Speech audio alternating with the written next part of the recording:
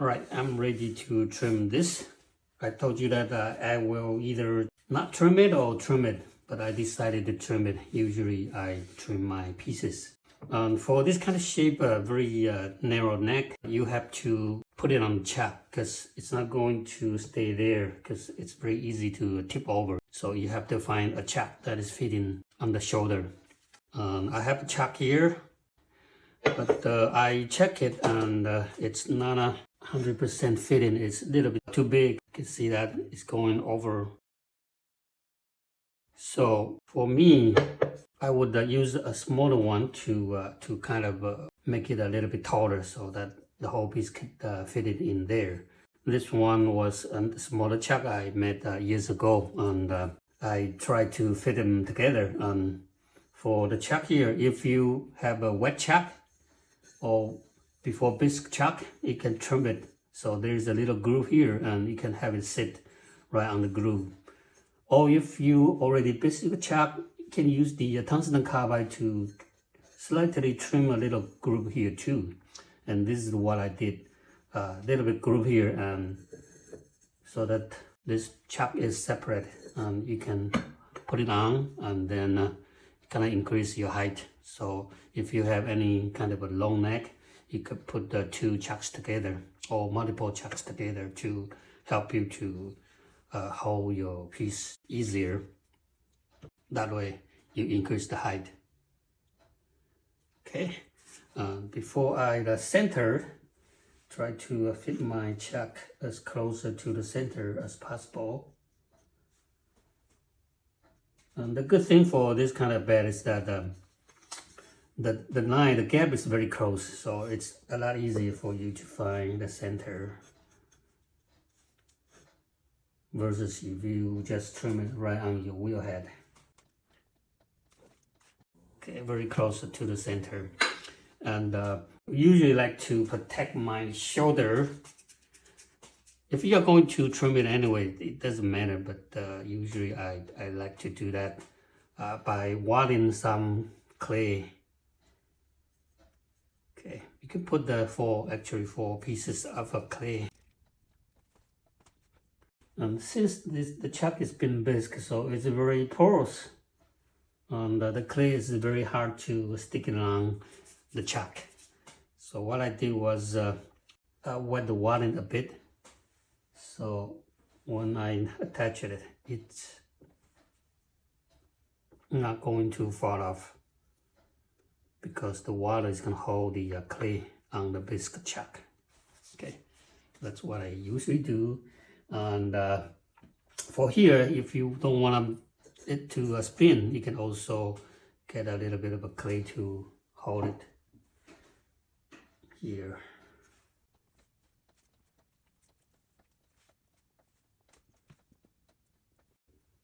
Okay, so that is how I attach two chucks together. And then put my piece on here. And since the clay is soft, so it's very easy for you to level it. And for me to level it, I have this bullseye leveler. People call it like a bullseye. There is a bubble inside that, and all you need to do is moving the bubble into the center so that you know your piece it's leveled. Alright, so this has been leveled. Now all I need to do is find in the center. Okay, just like you usually do when you throw something that it's not a long neck.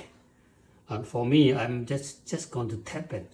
And if you are a beginner or you are not sure, you could use a something sharp to make a mark. And you see that where the mark is being marked by my tool is the spot that is off, so you need to push it toward the other direction. Okay, that's how, if you are not good at tap centering. And make sure when you're tap centering, your focus is looking at here, not your chuck, because you're going to move the chuck. Okay, actually this is very good already. Just a little bit. Okay, so that is how I find my center. First, you have to level it. Secondly, you just tap on the chuck, or you use the needle and then move the chuck, the same thing.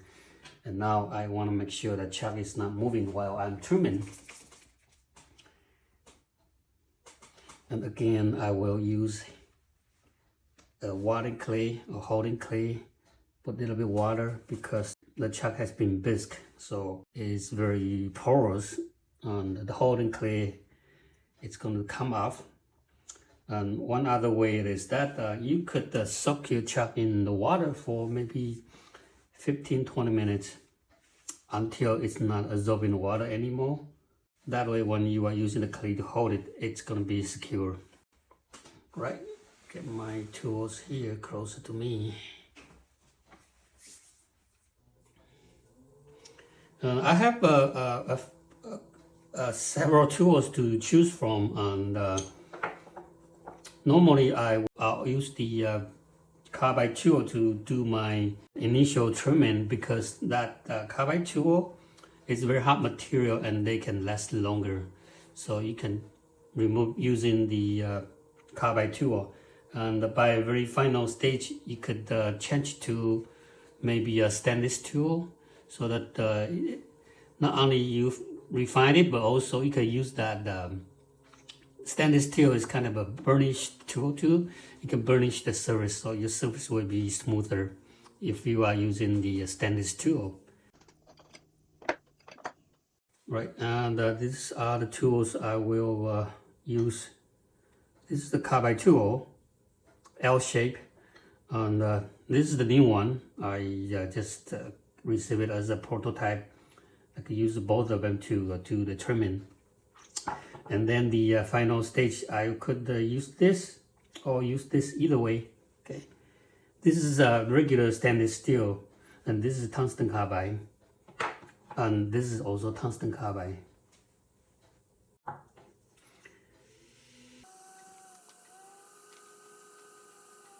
And this tungsten carbide, I name it number 2. It's the similar shape to my other type of stainless tool, and the shape looks the same, so I name them number 2. And if you want to avoid the unwanted chattering, especially when you're using the tungsten carbide tools, you don't need to spin the wheel super fast.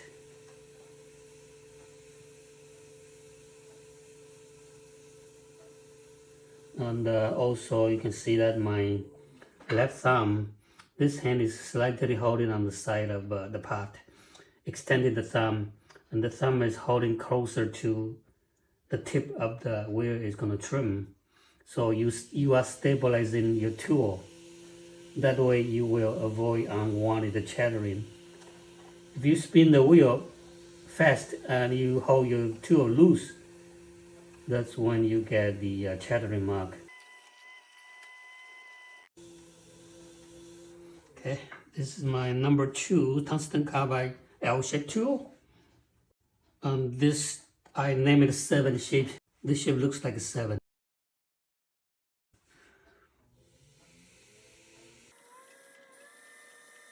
And again, you want to hold your tool closer to the head, so you don't create any chattering mark. If your thumb cannot reach there, make sure your index finger hold it closer to.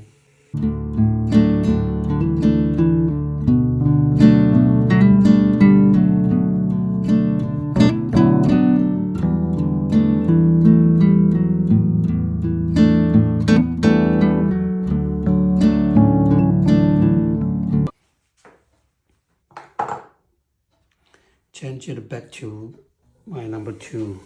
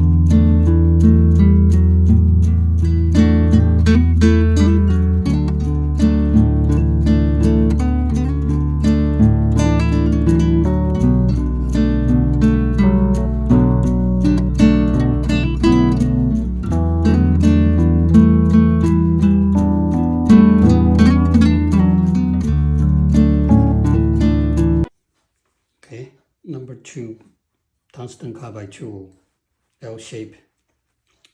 And like I told you that I would use the regular stainless steel to do my final trimming, because this is not only you can trim it, but also it's like a burnish on the surface when you are using the stainless tool, so your surface will be smoother.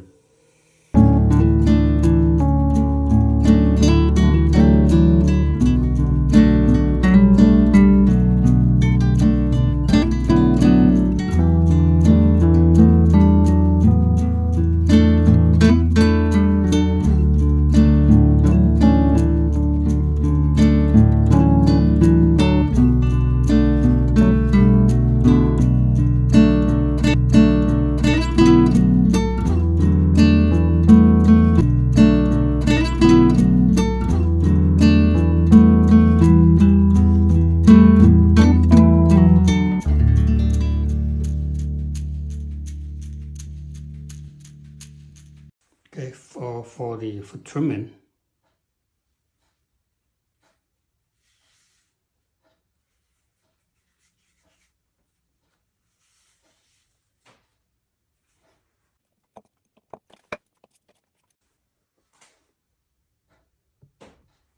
right, I'm gonna do a little bit of a trimming here to finalize it. And you can see that the feeling is a lot different, because when the foot is smaller, the whole piece looks lighter. That's why I usually like to trim the foot.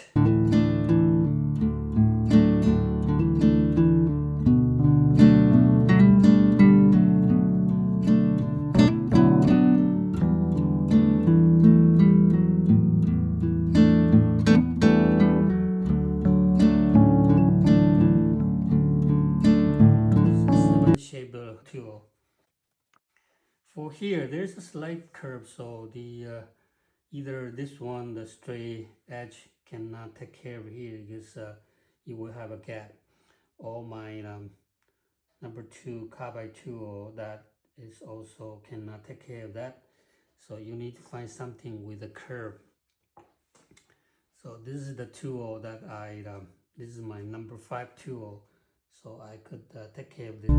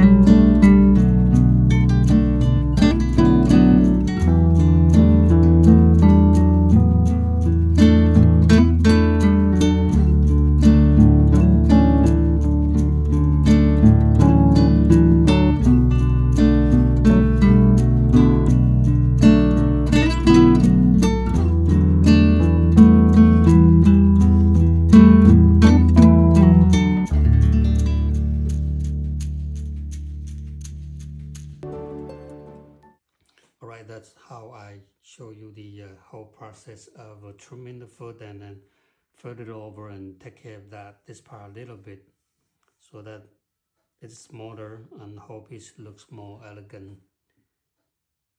I'm sure this is much lighter than 3 pounds, because you can see so much clay has been removed.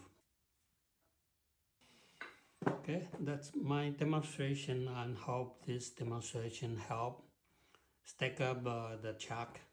Even if your chuck has been big, you could use the tungsten carbide to cut a small groove, so you can stack up 2 chucks together. Thanks for watching, and see you next time.